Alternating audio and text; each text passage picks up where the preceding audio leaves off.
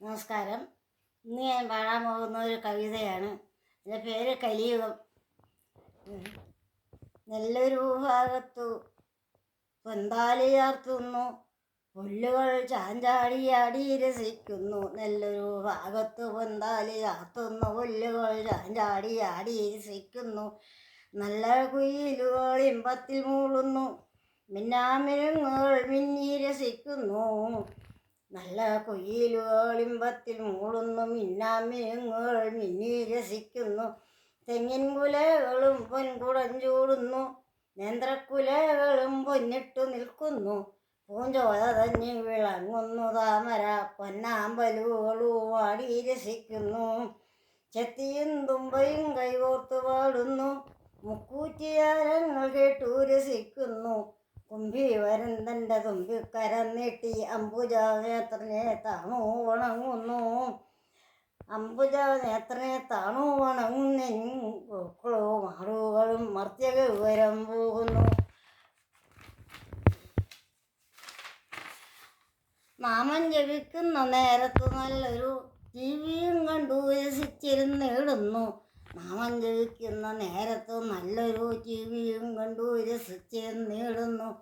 മനുഷ്യരിൽ ചിലർ ജോലി തേടി അലയുന്നു, ഒട്ടുപേർ തങ്ങളിൽ യുദ്ധം തുടങ്ങുന്നു.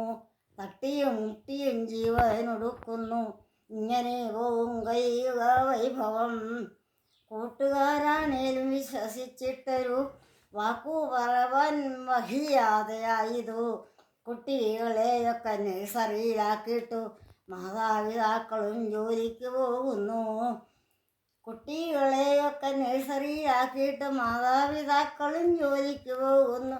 ക്ഷേത്രത്തിൽ ദേവനെ ദർശിക്കുവാൻ ചെന്നാൽ ക്ഷേത്രവും നല്ല വ്യവസായ കേന്ദ്രമായി. ഗ്യാസടുപ്പും നല്ല ഗ്യാസു വിളക്കും, കൂടാതെ ഏവർക്കും ഗ്യാസു വയറും.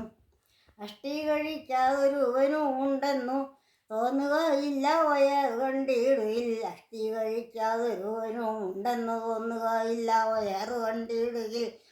കുട്ടികൾ കമ്മിഞ്ഞ പാലു കുടിക്കുമ്പോൾ ഗ്യാസു വരുമെന്നു ചൊല്ലുന്നു ഡോക്ടറും. അമ്മിഞ്ഞപ്പാലു കുടിക്കുന്ന കുഞ്ഞിനു ആരോഗ്യമുണ്ടെന്ന് മറ്റൊരു കൂട്ടരും. അമ്മിഞ്ഞപ്പാലു കുടിക്കുന്ന കുഞ്ഞിനു ആരോഗ്യമുണ്ടെന്ന് മറ്റൊരു കൂട്ടരും. ഇങ്ങനെ ഓരോരോ വാക്കുകൾ കേട്ടിട്ടു ടെൻഷനടിക്കുന്ന മാതൃജനങ്ങളും. മലയാളം മാത്രം അറിയുന്ന കുട്ടിക്കു സ്കൂളിൽ മലയാള ഭാഷയേ ഇല്ല. സ്കൂളിൽ നിന്നൊന്നും പഠിക്കാതെ വിട്ടിട്ടു വീട്ടിൽ നിന്നൊക്കെ പഠിക്കണമെന്നോതും.